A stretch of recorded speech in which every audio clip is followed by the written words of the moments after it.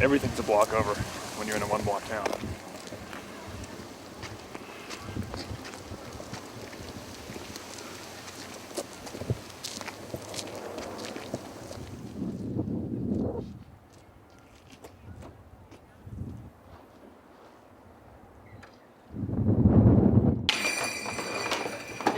Just keep in mind, though, I've only lived here about a year and a half, so the ghosts were kind of news to me when I came to work here.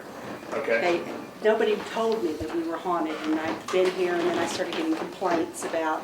My first complaint, I'd been here about a month, and I had two separate guests, two ends of the halls, complain about the children that played all night, wouldn't let them sleep. Later, I found out we have two children. They approximate 9 to 11 years old that play practical jokes like throw silverware and block up doors, and they play and run up and down the halls and interfere with the guest. And we have Grandma Hand, they say that she's just never left. And her room's upstairs, so if you want to just go upstairs, we can take you up there and show you where all our ghosts stay. Do you know where the ghosts stay? Now we have a caretaker, Ben, and he hangs out right here a lot. Oh, really? Uh-huh.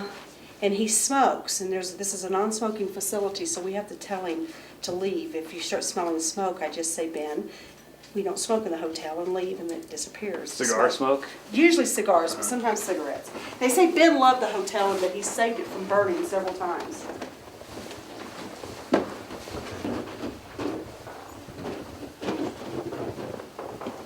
This is where Grandma Hand stays. And we've had guests that complain about the rocking chair moving, the blinds opening. She sits in that rocker and quite often will come up here. This is our nature room. We have a school mom room. Now recently I've had a guest that complained that a woman appeared in the mirror in the middle of the night. What were you supposed to do about this? What about the woman appearing in the mirror? When someone complains that... They just want to tell us. They always want to tell us about the things. It's not like I don't have towels in my room or anything like that.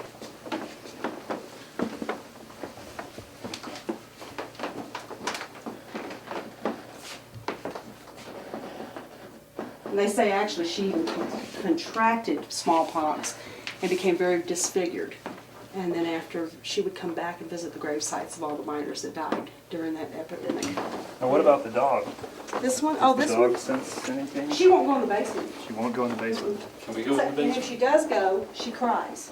She doesn't believe, and lately really weird things have happened to her, like the dryer wouldn't turn on, the toaster wouldn't work. She'd call me, I'd come down here and I'd push the button and it would come on. Now why do you think a ghost would take a personal involvement in a toaster? Because that was something they could mess with her about.